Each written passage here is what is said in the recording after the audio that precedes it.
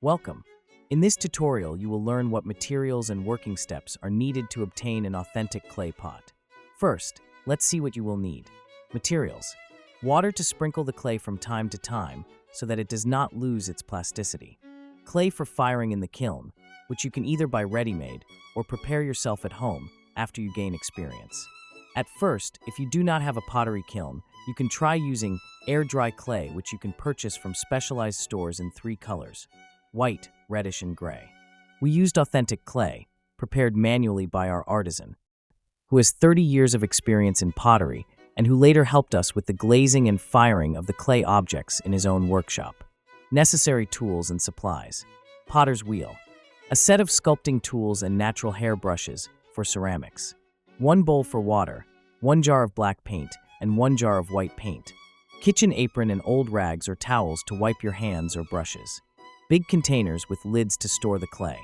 Lead-free glazes in liquid form for beginners or in powder form to prepare the glazes yourself at home. A large container for liquid glazes and optionally, tongs for dipping objects in the glaze. A bucket of warm water in which to wash the clay off your hands at the end, before washing them with soap in the sink.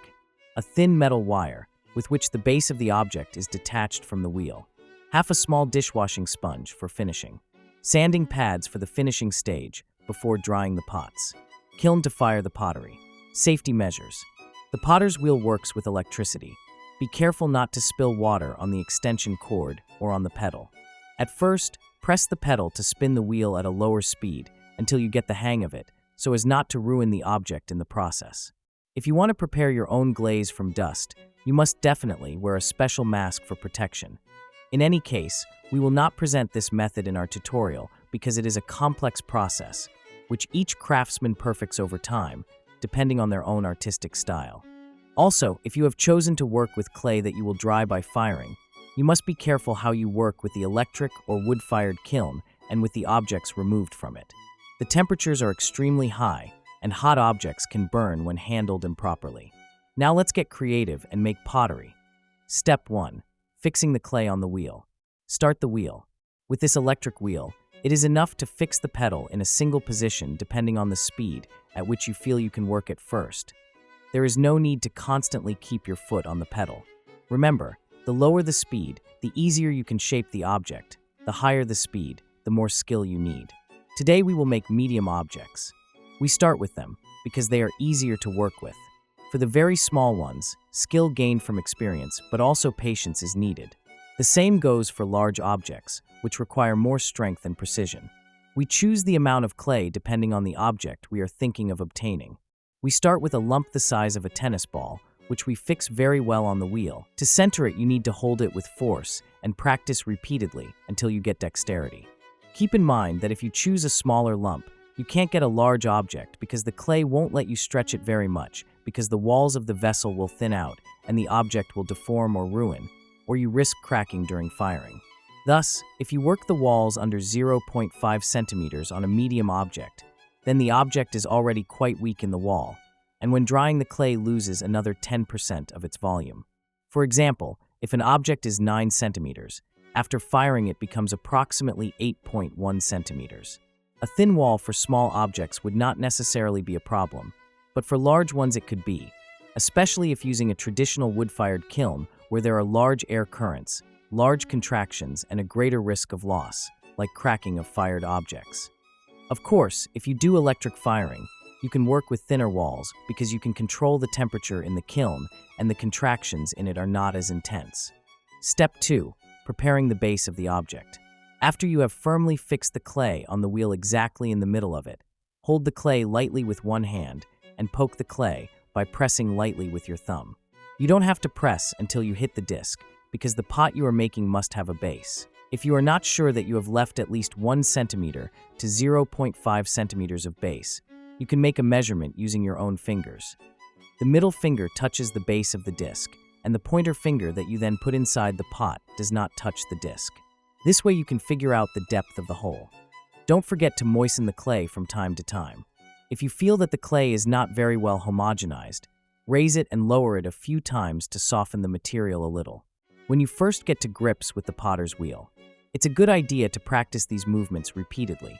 centering on the wheel, drilling, lifting, lowering, until you feel like you've mastered the movements. Don't get discouraged. All potters have been through this. Step 3. Modeling the object. After you have made the hole in the pot, hold the clay wall with 2 fingers, for example, the 2 index fingers, or as preferred, and lift it up. Because the object is not very large, you do not work with your whole palm. Squeeze the base lightly and go up with the same pressure, so that the wall of the pot has the same thickness from bottom to top. If at the beginning the wall has a thickness of about 1.5 centimeters, for example, do the same operation until you get a uniform thickness, but not less than 0.5 centimeters. Of course, the estimates are approximate, because as always, at the base of the pot the walls will be a little thicker than at the top, but the difference should be quite small.